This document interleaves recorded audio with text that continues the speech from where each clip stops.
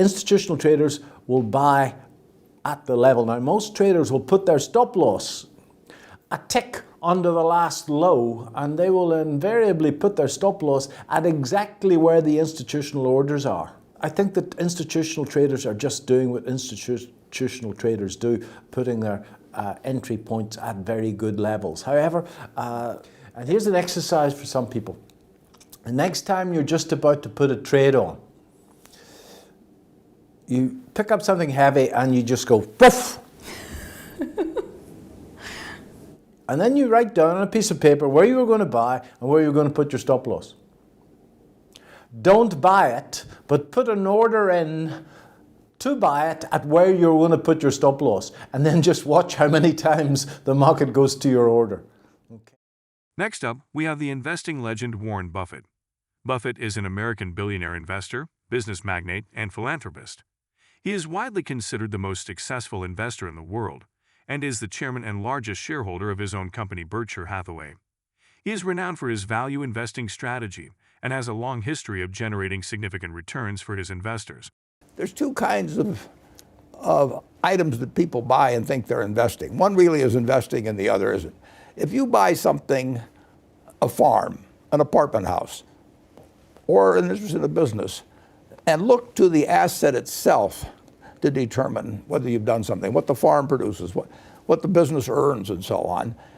You don't really care whether the stock market's open. You can do that on a private basis. In fact, you do it on a private basis if you buy a farm or apartment house generally.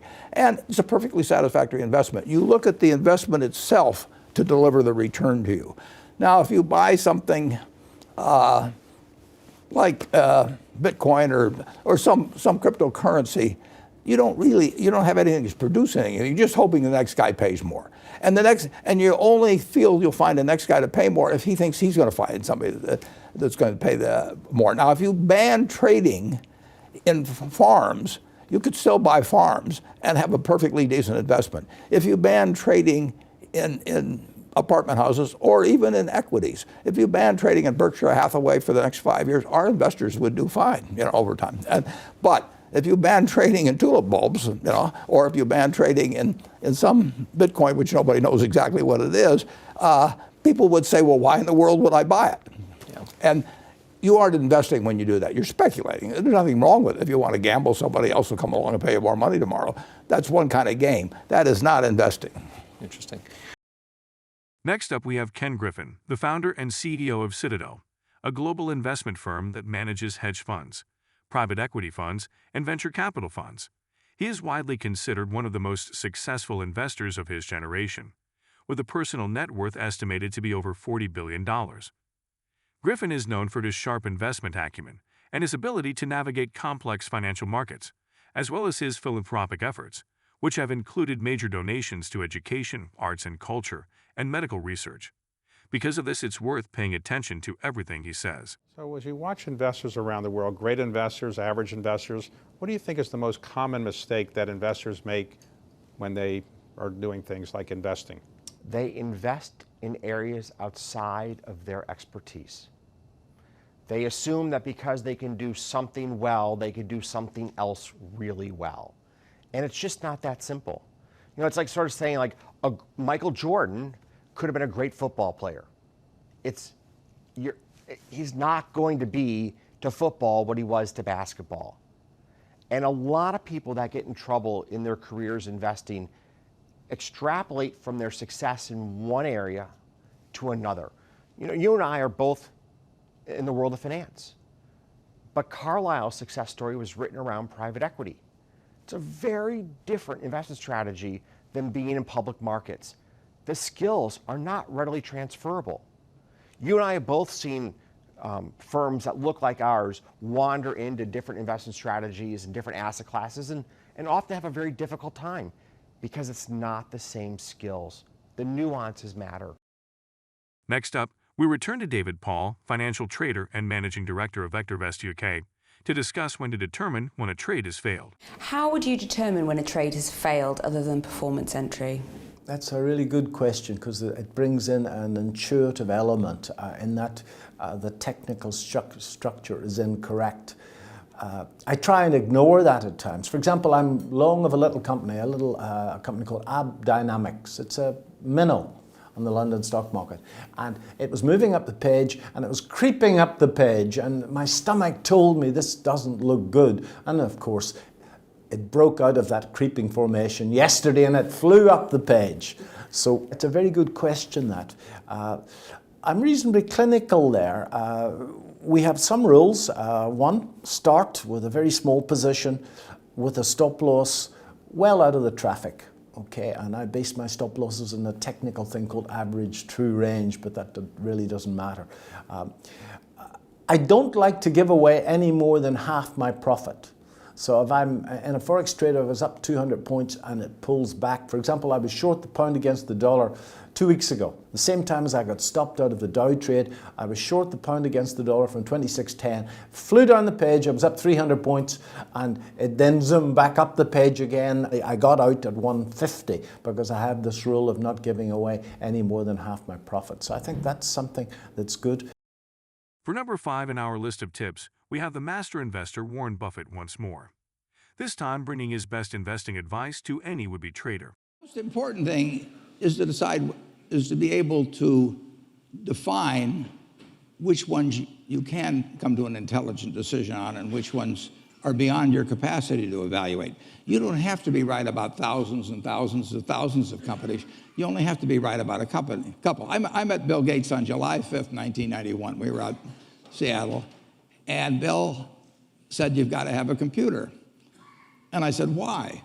And he said, "Well," he said, "you can do your income tax on it." I said, "I don't have any income. Berkshire doesn't pay a dividend." He said, "Well, you can keep track of your portfolio." And I said, "I only have one stock." I said, and he says, "It's going to change everything." And I said, "Well, will it change whether people chew gum?" And he said, "Well, probably not." And I said, "Well, will it change what kind of gum they chew?" And not. And I said, "Well, then I'll stick to chewing gum and you stick to computers, you know." I don't have to understand all kinds of business. There's all kinds of business I don't understand. But there's thousands of opportunities there. I did understand the Bank of America, you know, and I'll be able, I'm able to do that. I'm able to understand some given percentage. But Ted Williams wrote a book called The Science of Hitting.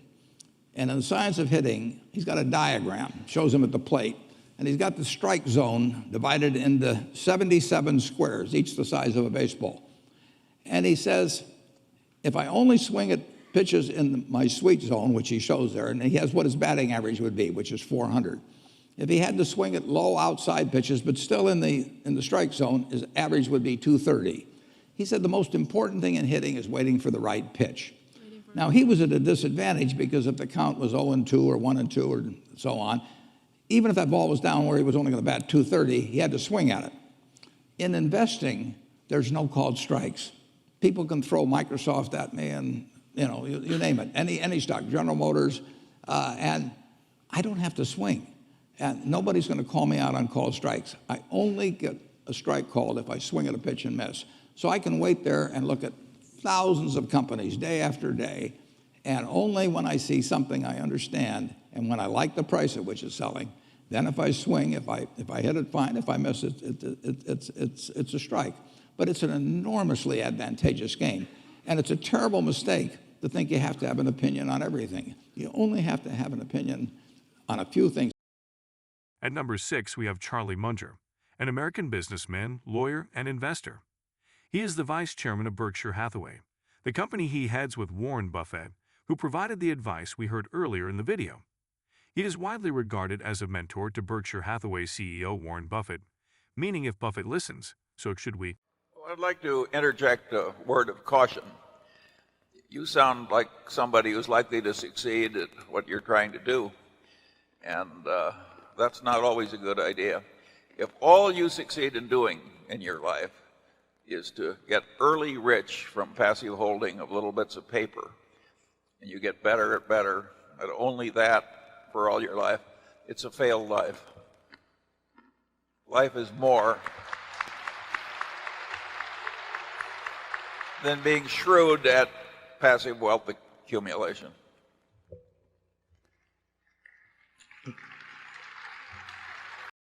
Finally, we have Peter Lynch on dealing with a falling stock.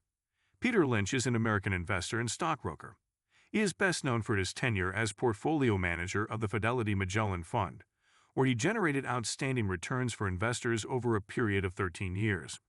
During that time, the fund's assets grew from $20 million to over $14 billion, and Lynch became widely regarded as one of the most successful stock pickers of all time. Excuse me, is a lot of times people buy on the basis the stock has gone down this much. How much further can it go down?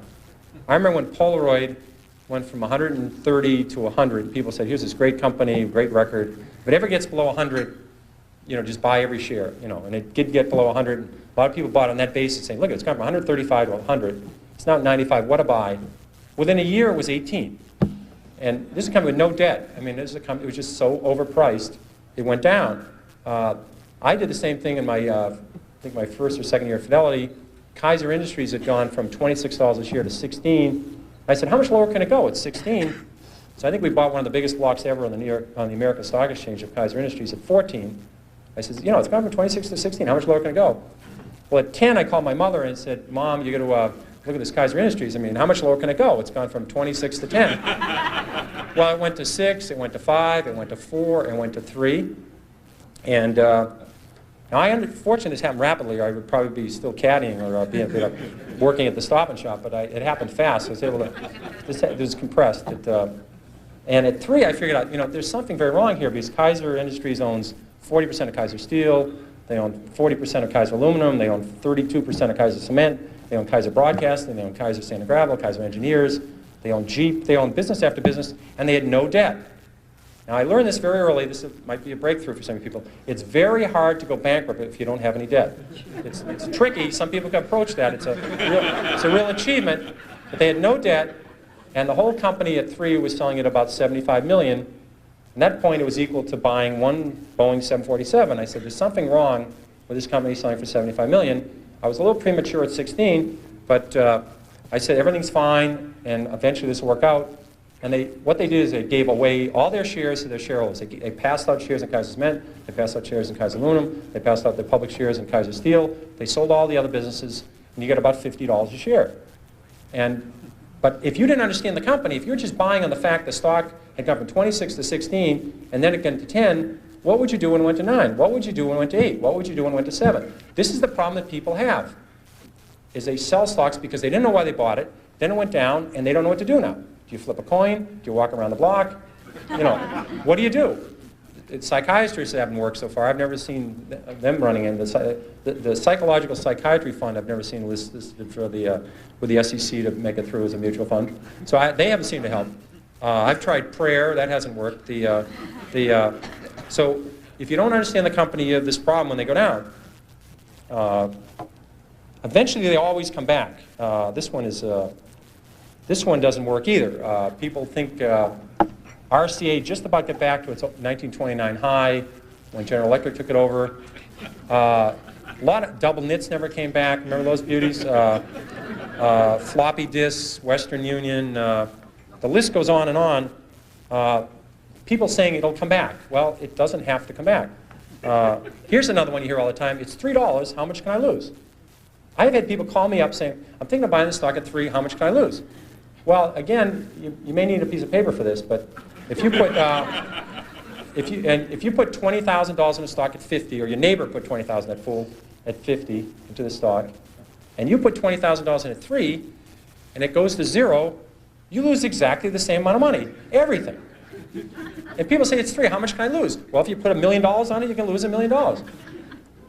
Just the fact that stock, this may be a reason to research a stock. The fact that stock is 3 down from 100 doesn't mean you should buy it. And in fact, short sellers, people that really make money in stocks, they don't short Walmart, they don't short Home Depot, they don't short the great companies, Johnson & Johnson. They short stocks down from 80 to 7. They'd like to short it at 16 or 22, but they figured out at 7 that this company is going to go to 0. They just haven't blown taps on this thing yet. It's going to 0. And they're selling it short at 7, they're selling it short at 6, at 5, at 4, at 3, at 2, at 1 1/4. And you know to sell something short, you need a buyer. Somebody has to buy the damn thing. And you wonder, who's buying this thing? It's these people saying it's 3. How much lower can it go? And there you have it, folks. The top 7 investing tips from some of the greatest investors of all time. Make sure you like, subscribe, and leave a comment telling us if you found this video useful. And give us some of your favorite tips. We'll see you next time.